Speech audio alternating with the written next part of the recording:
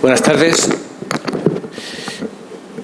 Para acomodarme al tiempo, no quiero reiterar, pero sí lo voy a hacer. De nuevo, la felicitación a los organizadores y mi admiración por el Congreso y por su celebración. Bien, recuerdan ayer que les comentaba que la Ley 41/2002, promulgada el 15 de noviembre del año 2002, no es la primera ley que recoge en el ordenamiento jurídico español el derecho al consentimiento informado. La propia Ley 41/2002 es Ley de Autonomía del Paciente. La autonomía del paciente es la columna vertebral de esta Ley de Derechos de los pacientes. Recuerdan que del apartado del artículo 2, que recoge los principios básicos, de los 7 apartados, 3 se refieren expresamente al consentimiento informado. Y es sin duda el consentimiento informado el eje central de la Ley de Derechos del Paciente. La primera vez que se regula mediante ley el consentimiento informado en España es en el año 1986. Es una ley general de sanidad, 127 artículos. Solo uno se dedica a los derechos de los pacientes, en concreto en 2 apartados. La Ley General de Sanidad, recuerdan, contemplaba al final del texto un capítulo dedicado al régimen sancionador. La infracción de los derechos de los pacientes daría lugar a una sanción disciplinaria contra el médico responsable o, en su caso, contra la institución. Lo que no imaginaban cuando se promulgó la ley en el año 86 es que algunos abogados más avisados utilizarían la vía judicial. Y especialmente desde que en el año 1992 se aprueba la Ley del Procedimiento Administrativo Común, que establece un régimen de responsabilidad objetiva de la Administración. Recuerdan, la Ley General de Sanidad solamente obligaba a los centros y establecimientos sanitarios de la red de sanidad pública. Bien, pues comienzan a llegar las demandas contra la Administración sanitaria y comienzan a condenarse, condenas importantes por infracciones groseras en estos años de la década de los 90. Faltan consentimientos informados. No hay todavía costumbre dentro del equipo médico, dentro del colectivo médico, de solicitar el consentimiento informado, porque no se había hecho. Porque iba de suyo que si el médico consideraba que la intervención quirúrgica o cualquier otro tratamiento era pertinente, había que hacerlo. ¿Cómo iba un paciente a rechazar algo que el médico consideraba que estaba indicado y había prescrito? Entonces, los abogados encontraron un filón. Llueven las condenas contra la Administración sanitaria, en primer lugar estatal y desde la transferencia de competencias contra los servicios autonómicos de salud. Cuantiosas condenas, porque a veces el médico dice que sí que ha informado y que sí que ha requerido el consentimiento del paciente, pero la carga de la prueba le corresponde a la Administración, al médico, y no existe el documento que pueda acreditar que el paciente había autorizado la intervención. ¿Cuál es el efecto que provocó esta cascada de condenas? Pues que se toma esto desde el aspecto de la medicina defensiva. En el año 95, una circular del Ministerio de Sanidad recomienda la creación en todos los hospitales de la red pública de los comités de ética asistencial. En el Hospital de Murcia, al que yo pertenecía, el comité se crea en el año 1998. En ese momento, nuestro mayor empeño fue la revisión de los formularios de consentimiento informado. Eran pliegos y pliegos, imposibles de leer, imposibles de entender, porque se creyó que la forma de cumplir la ley era dar a firmar a un paciente, al cual, por supuesto, no se le informaba, ni tenía realmente tiempo efectivo para poder leerlo, y aunque lo hubiera tenido, no hubiera entendido esos larguísimos protocolos, larguísimos documentos de consentimiento informado. Porque ¿qué es lo que se hizo? Lo que se hizo fue transponer a esos documentos lo que las respectivas sociedades científicas venían recomendando. Y así creían que estaban cumpliendo con la ley. Bastaba que hubiera un documento firmado. Bien, nuestro empeño fueron 2. Primero, el consentimiento informado no es un documento. El consentimiento informado es un proceso de información al paciente y que éste nos asegure que ha comprendido esa información y que realmente está de acuerdo con la intervención o el tratamiento que se le está prescribiendo. Eso es el consentimiento informado. Y, en segundo lugar, los consentimientos tienen que ser legibles. Y que sean legibles, porque lo dice la ley, deben ser comprensibles, significa, en primer lugar, que no pueden ser demasiado extensos. Segundo, el lenguaje no puede ser un lenguaje técnico. Tiene que ser el lenguaje adaptado al conocimiento de la población media. Y, en tercer lugar, un aspecto que tiene más importancia de la que a veces parece. Legible significa que el tamaño y la presentación invita a su lectura. El Tribunal Supremo tiene una doctrina en relación con el consentimiento informado muy interesante. Hay varias condenas en supuestos en los cuales existe el documento y está firmado, pero se demuestra que había sido firmado en un momento inminente a la intervención. Es decir, sin el tiempo efectivo para que el paciente pudiera asimilar lo que se le está informando y pudiera realmente emitir una decisión libre y consciente, porque eso es el consentimiento, una decisión libre y consciente. Bien, la Ley 41/2002 trabaja sobre este escenario. Recuerden, la ley es obligatoria, no solamente para la sanidad pública, sino también para la sanidad privada. Una de las cuestiones que se discutía, ¿el consentimiento debe ser escrito? Esto haría poco operativa la práctica asistencial cotidiana. Se decide que la regla es que sea verbal, pero las excepciones en las cuales procede el consentimiento escrito son las más importantes. De entre ellas, sin duda, cualquier intervención quirúrgica o cualquier procedimiento diagnóstico o terapéutico que sea invasivo o que pueda generar riesgos. Por tanto, en la práctica casi siempre son documentos de consentimiento informado por escrito.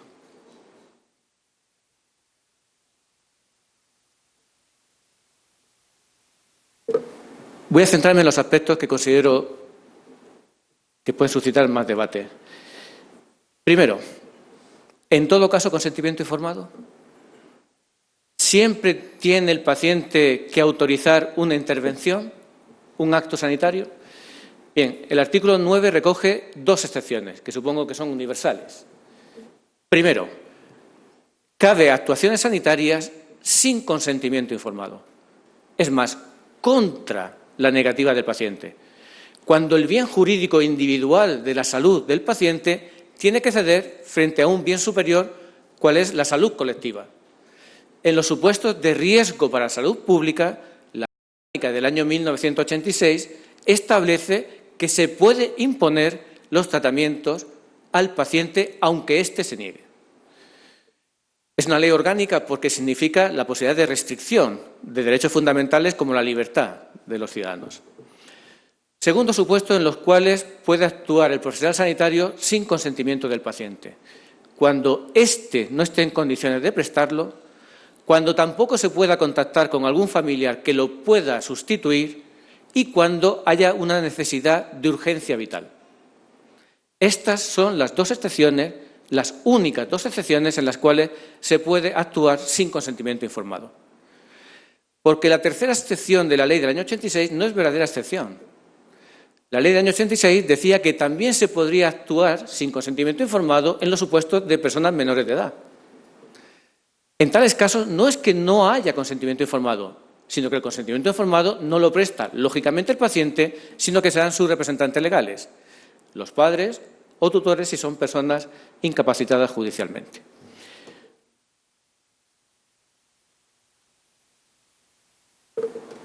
La Ley 41/2002 se hace eco, ya se ha dicho, de la doctrina del menor maduro.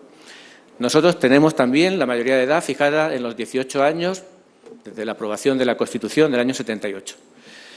Bien, recuerdan, como todos ustedes saben, la doctrina del menor maduro dice que una persona es capaz de tener sus propias convicciones personales antes de los 18 años y que esto se debe traducir en el ejercicio de los derechos de la personalidad. Por tanto, la ley española establece la mayoría de edad sanitaria en los 16 años,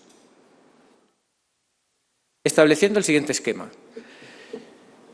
Si el menor tiene más de 12 años, consienten sus padres o representantes legales. pero el menor debe ser obligatoriamente oído antes de tomar la decisión. Si la persona tiene más de 18 años, por supuesto, ya es autónomo para prestar el consentimiento informado. Si tiene más de 16 años, también. En el texto originario de la ley del año 2002 se decía: en los supuestos de actuación de grave riesgo, y esto lo decide el facultativo, decide el menor que tiene más de 16 años, pero sus padres deberán ser oídos. Yo no sé aquí en Costa Rica. En España el convencimiento es que la ley ha sido demasiado optimista. Aquí en Costa Rica un adolescente de 16 años tiene suficiente madurez para tomar decisiones de enorme trascendencia sanitaria. En España el convencimiento de la sociedad es que no. El legislador había ido más allá de la propia realidad. Por eso, la única reforma que se hizo de la ley del año 2002 fue en el año 2015, para introducir un par de modificaciones. Primera, en los supuestos de actuación de grave riesgo ya no decide el menor que tiene 16 años, deciden sus padres. Eso sí, tiene que haber oído al menor, pero deciden sus padres. Y esta modificación cuenta con la aprobación general de la sociedad, que considera que haber rebajado a 16 años, en todo caso, la mayoría sanitaria, no se corresponde con la verdadera madurez, al menos de los jóvenes españoles.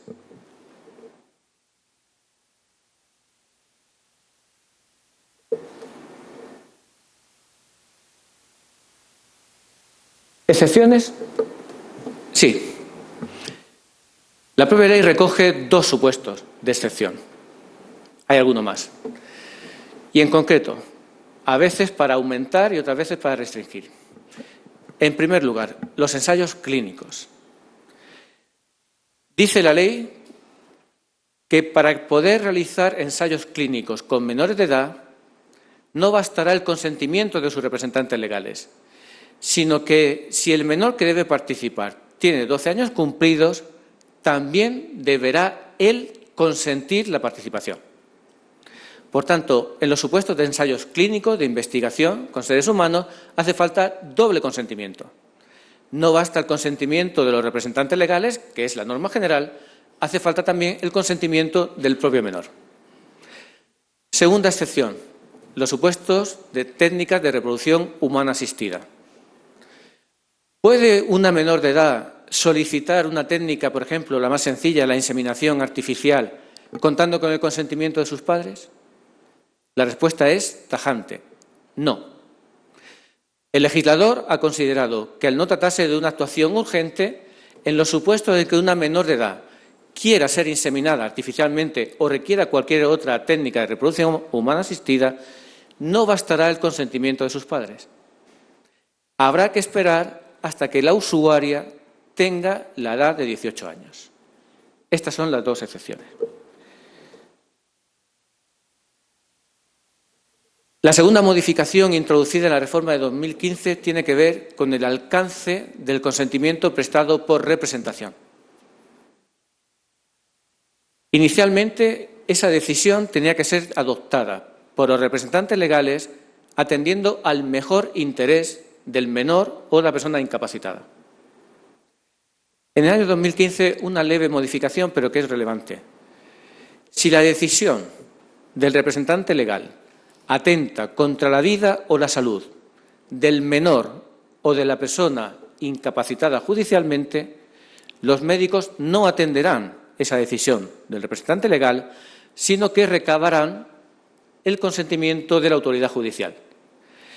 Y si la urgencia del caso no admite demora, deberán actuar siempre en salvaguarda de la vida y de la salud del menor o de la persona incapacitada.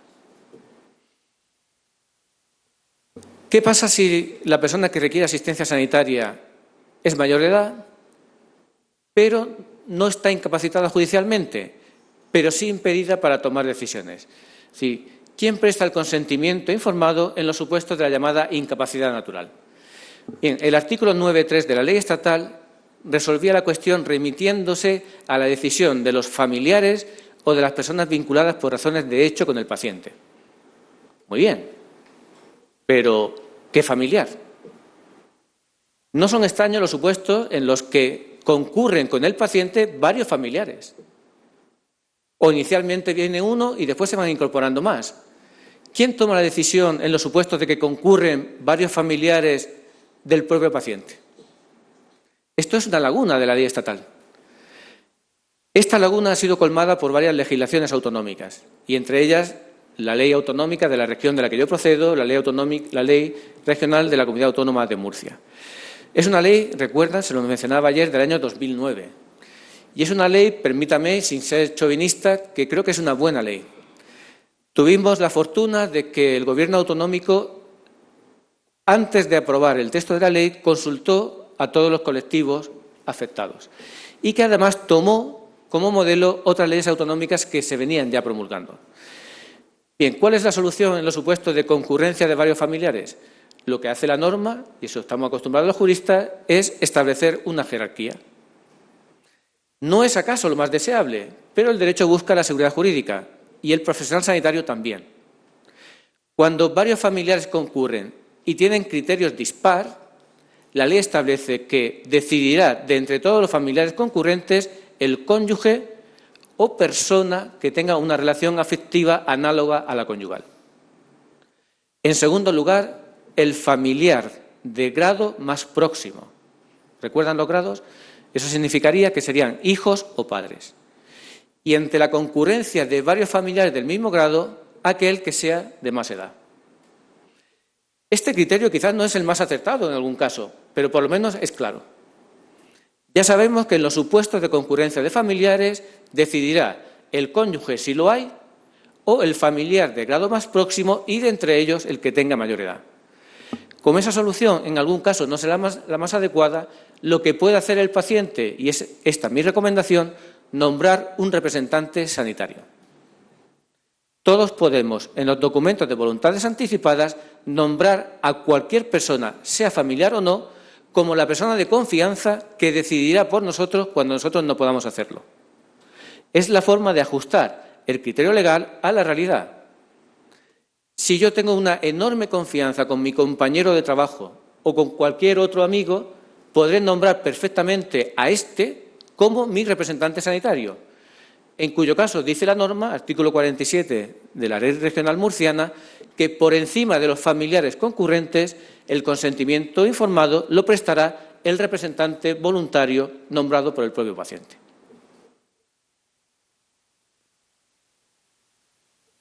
Esta es la información que hay que prestar para que realmente el consentimiento sea informado, es general en otros países, y llego al tema con el que me gustaría concluir, que es el documento de voluntades anticipadas. Cuando la ley estatal se promulga en el año 2002, existen 7 leyes autonómicas que previamente habían regulado los documentos de voluntades anticipadas. Recuerdan, ayer se lo mencioné, el ministro de Sanidad y el Gobierno español no tenían ninguna prisa en aprobar la Ley de Autonomía del Paciente. Esto exasperó a muchas comunidades autónomas que no entendían cómo, habiendo un compromiso internacional al haber suscrito el Convenio de Oviedo, cómo habiendo un magnífico informe elaborado por expertos, tanto del Ministerio de Sanidad como del Poder Judicial, seguíamos todavía sin tener una ley de derechos del paciente, al menos de autonomía del paciente. Bien, recuerdan que Cataluña en el año 2000 aprueba una ley y, siguiendo a Cataluña, hasta 7 comunidades autónomas, de un total de 17, contaban con una ley de voluntades anticipadas. Bien, de esas 7 leyes, 6 denominan a nuestra figura documento de voluntades anticipadas. Solo una la denomina instrucciones previas, la ley de la Comunidad Autónoma de Madrid. Recuerdan que el precedente de la ley estatal es la propia ley catalana. La proposición de ley que se presenta para su aprobación denomina en su artículo 8 documentos de voluntades anticipadas. Finalmente, la ley estatal acaba acogiendo la denominación propuesta en la ley madrileña.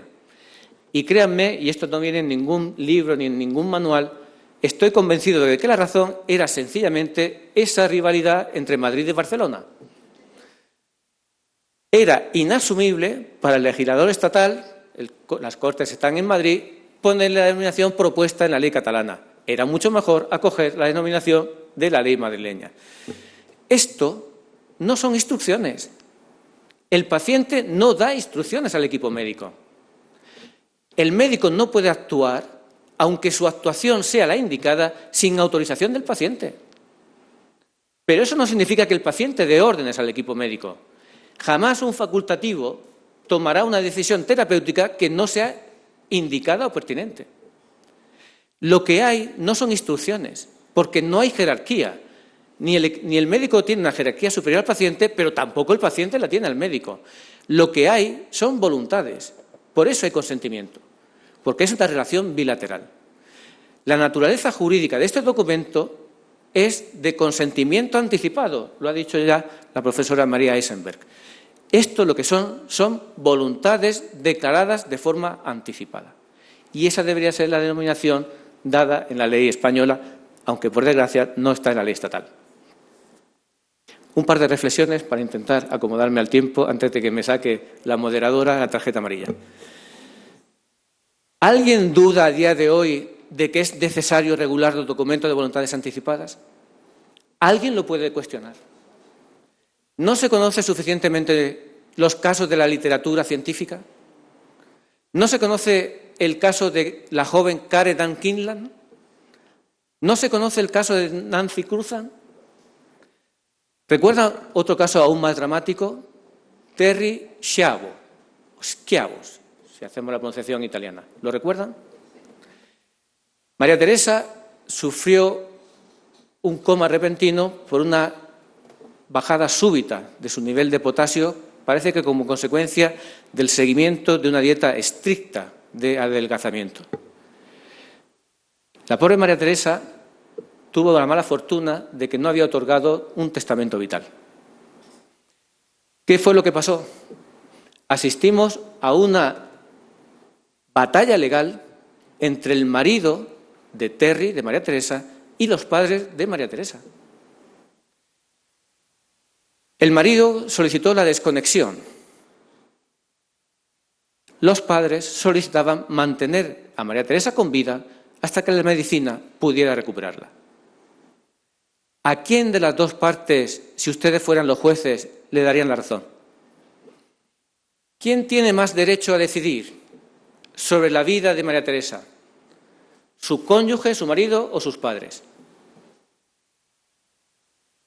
La pregunta es maniquea, no la contesten. Nadie tiene derecho a decidir sobre la vida de nadie. Recuerdan que el juez finalmente adoptó la decisión de desconectar, pero no porque creyera que el marido tiene más derecho a decidir que los padres, sino porque el marido adujo que María Teresa nunca querría vivir en ese estado. Y eso no era lo que decían los padres. Los padres no estaban defendiendo la voluntad de su hija.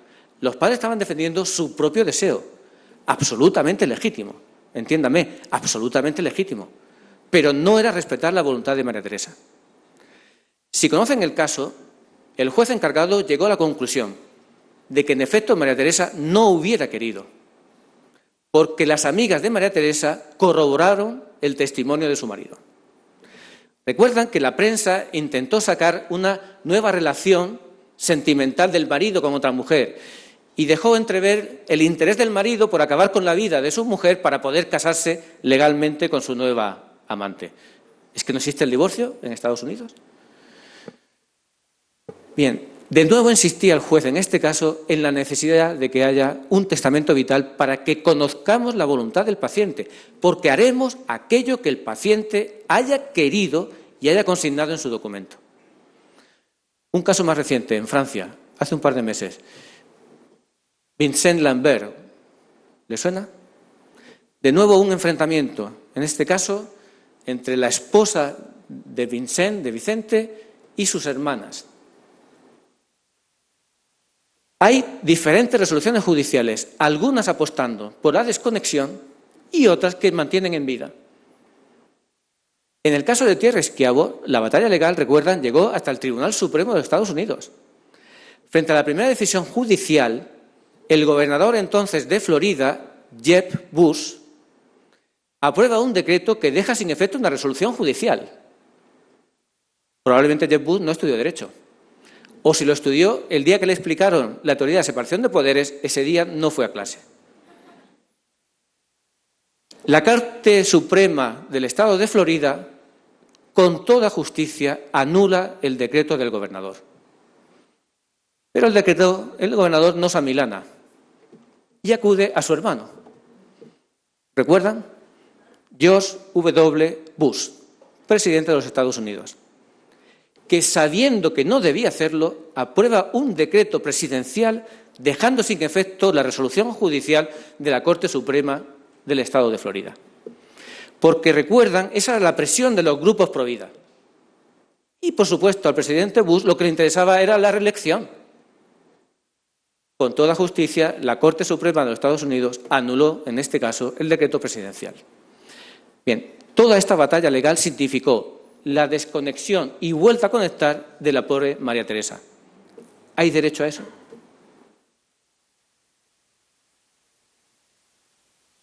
Brevemente le dejaré las diapositivas. Un éxito de la ley estatal fue la creación del Registro Nacional de Instrucciones Previas. Porque ¿de qué sirve tener un documento de voluntades anticipadas si el equipo médico que me tiene que atender no lo conoce? ¿Qué debo hacer? ¿Llevarlo siempre en el bolsillo de mi chaqueta? ¿En el bolso de la señora? Para hacer efectivo este derecho, lo que hace falta es crear el mecanismo adecuado. Y ese es el registro. Estaba previsto la creación del Registro Nacional. Recuerda que en España la sanidad es una competencia de las comunidades autónomas.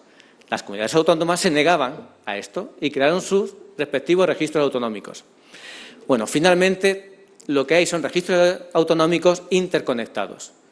Por suerte, cualquiera que sea el lugar del territorio español donde yo deba ser atendido, mi documento de voluntad anticipada, que está en el Registro Autonómico de Murcia, puede ser conocido por el equipo médico que me deba atender. Se ha establecido un régimen de autorización a ciertas personas. Yo creo que eso es un error. Es verdad que son muchas las personas autorizadas. Servicios de urgencia, prácticamente los jefes de servicio de casi todos los servicios. Yo creo que deben estar autorizados para acceder al registro y, por tanto, conocer cuáles son mis voluntades anticipadas todos los profesionales sanitarios. La clave no es restringir el acceso. La clave es tener noticia de quién ha accedido. Porque lo que se trata es de que todo profesional que acceda sepa que se va a conocer quién ha accedido. Y entonces decidiremos si el acceso ha sido debido o indebido. Y si lo fue indebido, procuraremos un expediente disciplinario o la correspondiente demanda. Pero todos los profesionales deben poder acceder. La información es necesaria, la tecnología lo permite. Permitamos que los profesionales accedan, controlemos después si el acceso ha sido debido o no. Para terminar, ¿es necesario haber otorgado un documento de voluntades anticipadas? ¿Lo han otorgado alguno de ustedes? ¿Podrán dormir tranquilos? Por suerte, podemos estar tranquilos. Les suelo comentar a mis estudiantes, la ley ha recogido lo que es la actuación normal, ordinaria, común de los ciudadanos. En cambio, son necesarios los documentos de voluntades anticipadas cuando queremos apartarnos del modelo común. Por suerte, vivimos en una sociedad plural y la ley tiene que ser tan flexible como para que todos podamos conducirnos conforme a nuestras convicciones dentro de ese marco legal. Entonces, ¿cuándo hace falta otorgar un documento de voluntad anticipada? Cuando quiero establecer algo distinto a lo que la ley con carácter general establece. ¿Recuerdan antes lo del familiar? Si yo quiero que mi representante sanitario sea un amigo, tengo que otorgar documento de voluntades anticipadas, porque si no la ley elige a un familiar. Si yo quiero descargar de esa presión a mis familiares, otorgaré documentos de voluntades anticipadas. Otorgaré también documentos de voluntad anticipada si quiero ser donante. La ley española desde el año 79 presume que todos somos donantes potenciales, de forma que si fallecemos y técnicamente es posible la extracción y trasplante de órganos, seremos donantes, salvo que en vida hubiéramos dicho lo contrario. Presunción de consentimiento, hay que probar la negativa. Bien, claro, para poder saber si el fallecido consentía o no la donación de órganos, hay que preguntarle no al propio fallecido, habrá que preguntar a su familia. Bien, pues observen cómo la práctica clínica ha tergiversado lo dispuesto por la norma. Donde la ley dice que hay que preguntar a los familiares si el fallecido quería o no ser donante, mejor dicho, si se oponía a ser donante, al final en la práctica se ha convertido en pedir la autorización a la familia para que proceda a la extracción. Por suerte, en España funcionan muy bien los equipos de trasplante. Funcionan muy bien. Somos país puntero. El Gobierno nos lo recuerda constantemente, que somos país puntero en extracción y trasplante de órganos. Pero aún así, el nivel de negativas oscila entre el 15 y el 20% anual.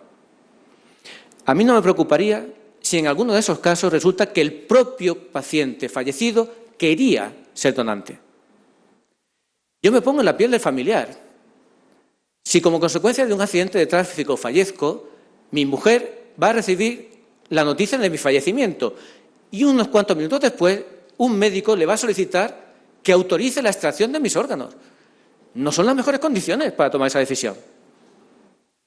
Por tanto, lo primero que yo hice cuando se aprobó la ley es otorgar un documento donde soy donante de todo lo que pueda servir.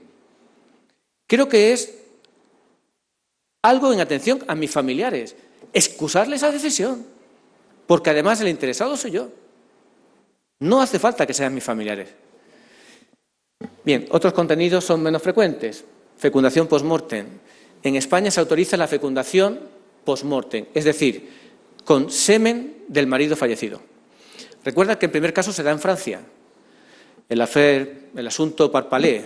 Parpalais era un comisario de la policía, de la gendarmería francesa, que tenía un cáncer testicular.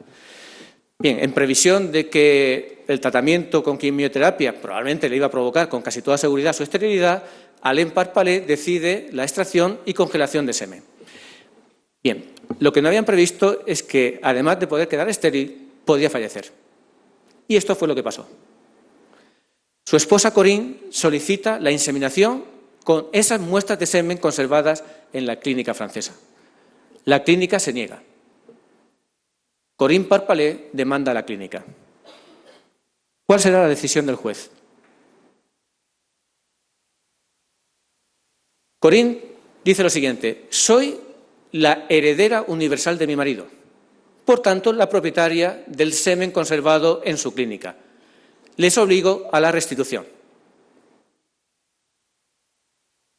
El juez dice lo siguiente: le concedo la razón a Corinne, pero no porque usted sea propietaria. Esto no forma parte de la herencia. Le concedo la razón porque presumo que su marido hubiera autorizado la inseminación a pesar de su fallecimiento. Pues no sé qué piensan ustedes, pero yo no lo sé. Yo no lo sé. Porque el hijo era un proyecto común de la pareja, pero ¿era un proyecto en el caso de que él falleciera? Tendría que haberlo dicho él.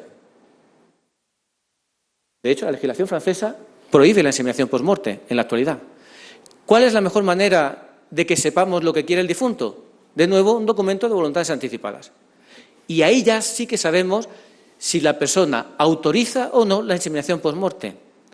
Porque en España el hijo así nacido es hijo, por supuesto, como ya puede ser menos, de ambos cónyuges. Muchas gracias por su atención.